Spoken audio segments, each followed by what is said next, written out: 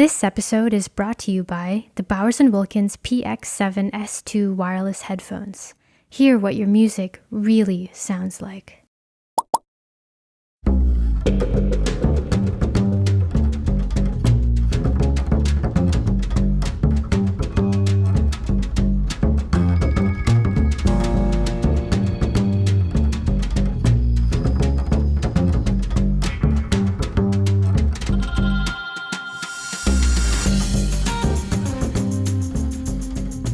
A few days ago, I published a video about the Monitor Audio Silver 100 7G in their limited edition Heritage Racing Green finish. Oh my God, what a mouthful that is.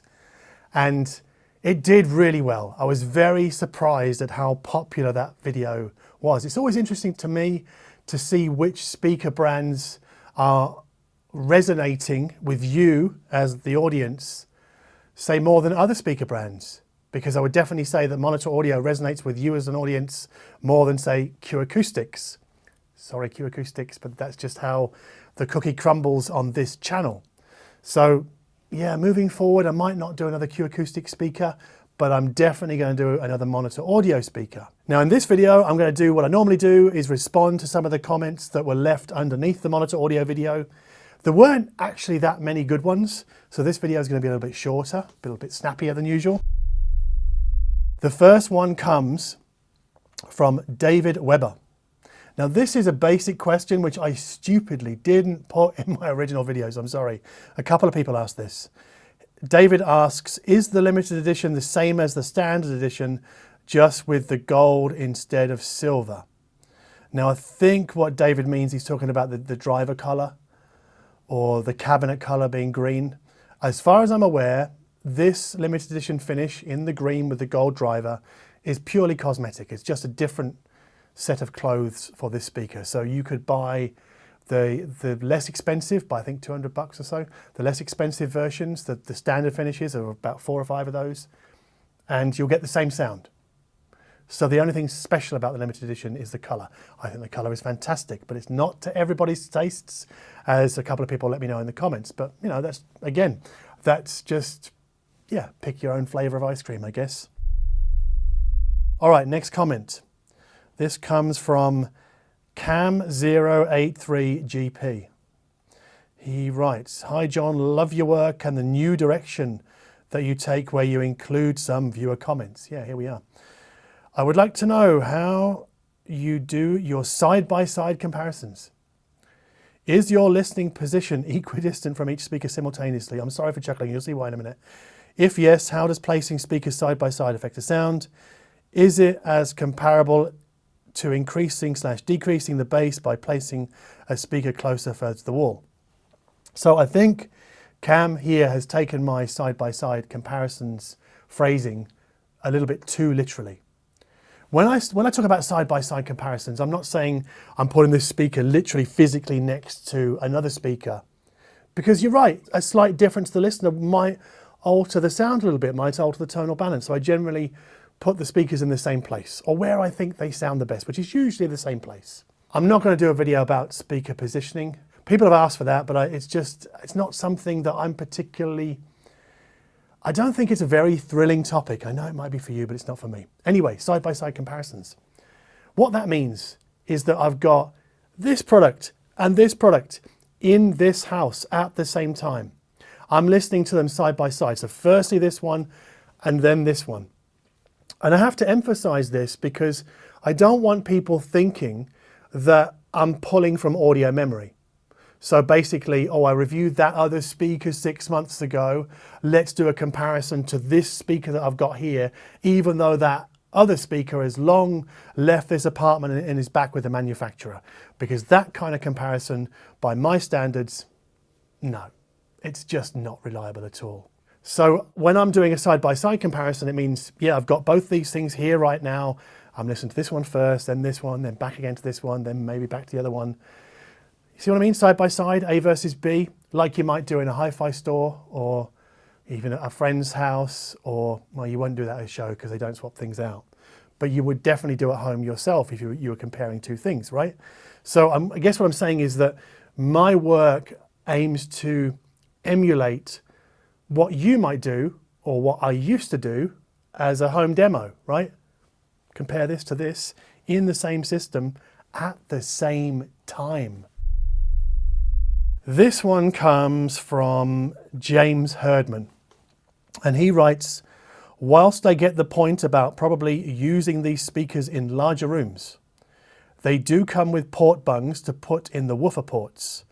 That will trim the bass for use in smaller rooms or when used closer to a wall. Yes, they do. I didn't mention it. In the box are 2 foam bungs that you can put into the rear firing ports, the bass reflex ports of the monitor audios. And that will effectively seal the speaker, and that will see the bass roll off a bit sooner, so we won't get down to 35 Hertz as the manufacturer rates them in room with the ports open. But that might help, as James says, in placing the speaker closer to the wall or putting it in a smaller room. I mean, personally, I think that having a small speaker that's better acoustically suited to that room from the outset is a better choice, because why have a larger speaker than you actually really need for the space that you need? And I also don't want people to think that small speakers equals small room, big speakers equals big room, because that's also not true. Because some big speakers can work very well in small rooms. And that's generally down to their driver topology, the way they're implemented. I mean, there's a whole bunch of factors that contribute to that. And I'll have to ask a loudspeaker engineer why that is. I'm speaking to Paul Barton again soon, so maybe I'll ask him about that. You know, can a large speaker work well in a small room, and why?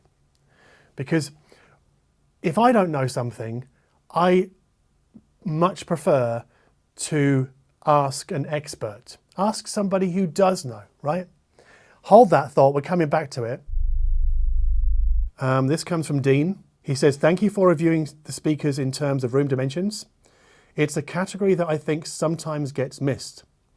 Yeah, I think the room conversation gets missed a lot by, well, I won't just lump everybody in reviewers, but I think anybody talking about sound, or people on comment sections talking about how amazing loudspeakers are or how terrible loudspeakers are. I don't think those comments carry much weight because we don't know what room they were listened to in or auditioned in, right? When people comment on loudspeakers in comment sections, on forums, Facebook, even on my comment section, I've got no idea what your amplifier was or what your room is like. So it's be aware of this when you're reading comments. We don't know what the room is. We don't know what the amp is. Anyway, I digress. Back to Dean, he writes, I have a largish room and I want that all-encompassing sound, but the local audio shop only has tiny demo rooms, and I feel like a lot of reviewers that I like to watch have smaller spaces. So I've been on the fence as to which direction I should go or which direction I should take regarding the choice of my next speaker. However, I feel you've cleared it up for me. That's good. I don't think I have, but okay, thank you. I'm going to look more at the Silver 100s and other similarly sized speakers. Cheers. Yeah, I guess this comes back to that last point that I was just talking about, big speakers in big rooms and small speakers in small rooms. I agree that a lot of reviewers are working from home, and we know that, and they are working from small rooms. A lot of them don't share what their room looks like though, right? We'll see a bit of it. I mean, I got the idea or the importance of showing what the room looks like from reading Six Moons way back in 2010, because Srajan Ibayan, who runs Six Moons, shows his room in all its glory, like with lots of wide angle shots. And I thought, yeah, that's really important, isn't it? Because we need to know about the room if we're going to comment on loudspeaker performance. Because I have seen some people kind of trash big speakers, but they're using them in a tiny room, and like, what do you expect? I mean, those bass drivers are going to pressurize the room to a point that it really can't cope with them, right? Or maybe we hear about people criticizing small speakers, but they're listening in a large space, and you're like, well, yeah, of course that small speaker is going to sound lost. So yeah, I can't stress enough how important the room is to loudspeaker sound, and then what we think of that loudspeaker sound, because it's the nexus of the room and the speaker that we're really talking about. So when I'm talking about speaker sound in these videos, I'm really talking about as I've said many times, the speakers in the context of this 6 meter by 5 meter room. But yeah, I'm going to ask Paul Barton more about this, and maybe another loudspeaker designer if I can get him on the podcast soon. Lawrence Dickey from Vive Audio. I've been meaning to get him on for kind of a chat about speaker design for months, and I've dropped the ball. That's my fault. So I need to kind of pick up that ball again.